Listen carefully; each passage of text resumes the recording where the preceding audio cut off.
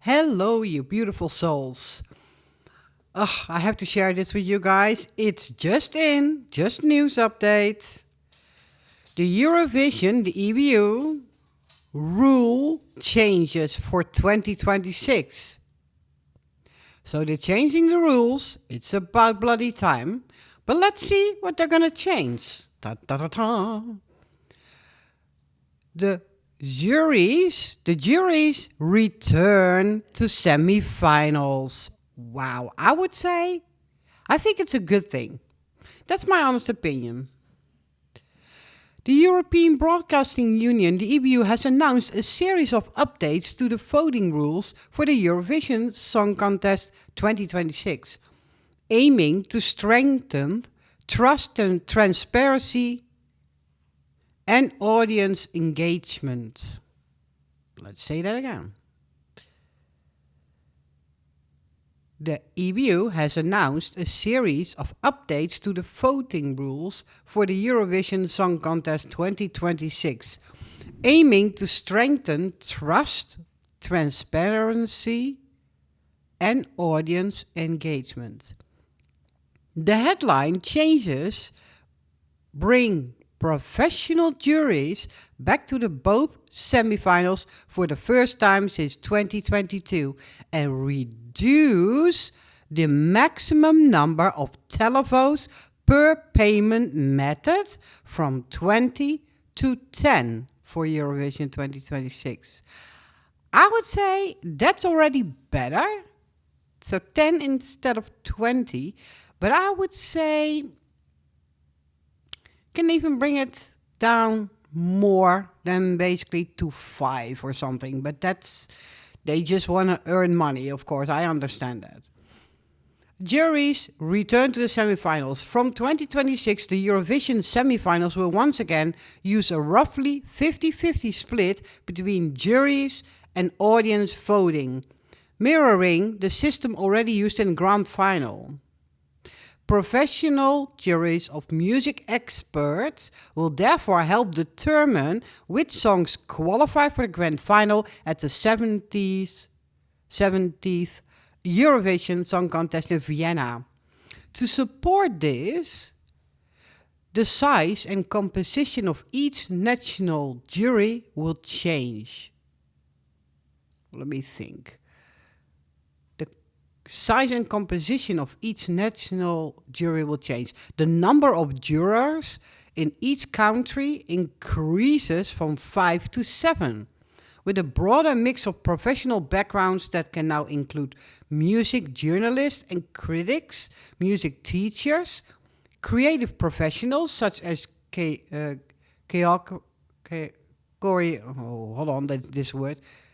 choreographers and stage directors, and experienced music industry figures. Oh, wow. They listen to the public for once? I've heard people complain about that was not the case. That's good. To reflect Eurovision's popularity with younger audiences, every jury must now include at least 2 jurors aged 18 to 25. Okay, so also now they bring 2 jurors aged 18 and 25. I think that's good, a mix. All jurors will also have to sign a formal declaration confirming that they vote independently and impartially, do not coordinate with other jurors, and avoid sharing their voting preferences on social media before the contest concludes. Martin Green, director of the Eurovision Song Contest, says that the updated jury system is designed to protect the contest's core values.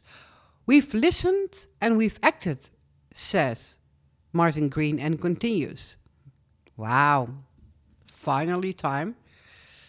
The neutrality and integrity of the Eurovision Song Contest is of paramount importance to the EBU, its members, and all our audiences. Is it essential that the fairness of the contest is always protected? Absolutely. Absolutely agree with that. That's very important. We are taking clear and decisive steps to ensure the contest remains a celebration of music and unity. The contest should remain a neutral space and must not be instrumentalized. Fewer maximum votes for the audience. Alongside the jury changes, the EBU is also reforming televoting. For Eurovision 2026, the maximum number of votes per payment method will be reduced from 20 to 10, whether fans vote online, by SMS, or by phone call. I don't know if that's going to change that you can cheat on it, but hey, let's see how it plays out. The aim is to encourage viewers to spread their support across more entries instead of concentrating large numbers of votes on a single favorite. That's what I said. I said, why not give people 5 votes per person, and they have to vote for that top 5. That means they have to give votes to 5 countries they like. So 1 for each country. Or something like that. Then you cannot cheat so much. Okay. The EBU hopes this will help maintain a broad and balanced competition while still giving fans a strong voice in the final results. Yeah, okay. Then, stronger rules on promotion and voting safeguards. The voting rule changes are part of a wider package of measures for 2026. The voting instructions and code of conduct for participating broadcasters are being strengthened to limit disproportionate promotion campaigns, particularly when they are organized or supported by third parties, such as governments or governmental agencies. Wow. Yeah, agree. Broadcasters and artists will not be allowed to actively engage in facilitate or contribute to promotional campaigns by third parties that could unfairly influence the voting outcome. They're finally listening a little bit to the people. What happened with Israel last year? Yeah, okay. Any attempts to unduly influence the results may lead to sanctions under the updated code of conduct. Good. On the technical side, the EBU will continue to work with its voting partner once to expand security systems that detect and block fraudulent or coordinated voting activity. Monitoring of suspicious patterns will be strengthened to help ensure that the audience vote remains fair and trustworthy. Green stresses that these steps are intended to keep the focus on the songs and performers. These measures are designed to keep the focus where it belongs, on music, creativity, and connection, says Martin Green. While we are confident the 2025 contest delivered a valid and robust result, don't think so. These changes will help provide stronger safeguards and increase engagement so fans can be sure that every vote counts and every voice is heard. 2026 lineup before Christmas. All the changes have been approved by the Eurovision Song Contest Reference Group, which represents the participating broadcasters. Their impact will be reviewed after the 2026 contest to see whether further adjustments are needed in future years.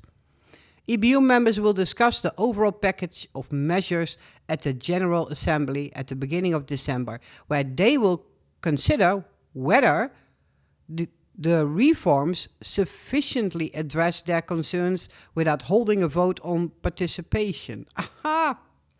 They want to avoid the voting for Israel in or out. They think... Well, okay, let me read the rest of the text. After General Assembly, the EBU will work with broadcasters to confirm who will take part in Eurovision 2026. The full list of The full list of participating broadcasters is expected to be revealed before Christmas. The 17th Eurovision Song Contest will then take place at the Wiener Stadthalle in Vienna, Austria on Tuesday 12, Thursday 14 and Saturday 16 May 2026. Wow, okay. First, let me give my feeling about it. Finally, they listened to the audience, to the people that were complaining about that the system is not working and that the voting can be, how do you say that? Influenced. The televoting, especially the televoting, that was very close to Israel winning, which if it was a fair way, I don't mind, like I said before. But I think this will probably help, especially also the part that they said about promotion, which people complained about, that Israel's government were also promoting the Israel in the song. They also are going to stop that. That's what the EBU is now basically saying, not allowed anymore. That makes it a little bit harder to cheat. And I would say I'm really a fan. Personally, everyone has their own opinion. Personally, I'm a fan of the juries back in the semifinals. Juries back at semifinals. Because I do think that also a professional jury should listen to the songs and watch the performance and give their opinion. And not just the people at home. Because that can be everyone. And that can be like some song about a chicken that people find just funny and is not like, for the rest, not really a good song, but it's just laughable. And they think, oh, that's nice to have in a competition. A jury will not vote for that so much. A jury normally votes for quality of the voice and quality of the song, etc. And I'm all for that, to be honest. I'm starting to get a bit more positive about Eurovision because I was like not looking forward to next year because of all the things that happened. And also, I'm very curious, guys, that if this is already approved apparently, I'm now very curious what the countries that are withdrawing because of Israel are now going to do with the changes of the rules. If they then say, for example, okay, that sounds that it's going to be more fair, there's no promotion from governments anymore, and I'm curious if they decide to come back and say, okay, then if you guys have those new rules, okay, we will come then. I hope. To be honest, I really hope that's the case because I want the Netherlands, my own country, to participate next year. It's a special edition. You don't want to not be there, basically. If you love Eurovision, you want to be there at the special edition, the 70th anniversary. Come on. So I hope that this is enough for the countries that were withdrawing, that this is enough for them to return and say, okay, you know what? Okay, we will come then. Because you did something about this and this, I really hope that that's going to happen. But let's see what's going to happen in December. Because that's the assembly, apparently. The General Assembly. Beginning of December. It's in like 1.5 weeks, something, 2 weeks.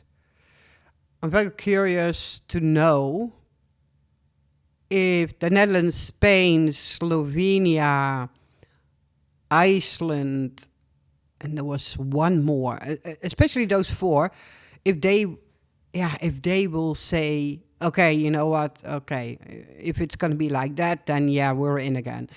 I really am curious. Let's see what's going to happen. What do you guys feel about these changes? Do you agree with them?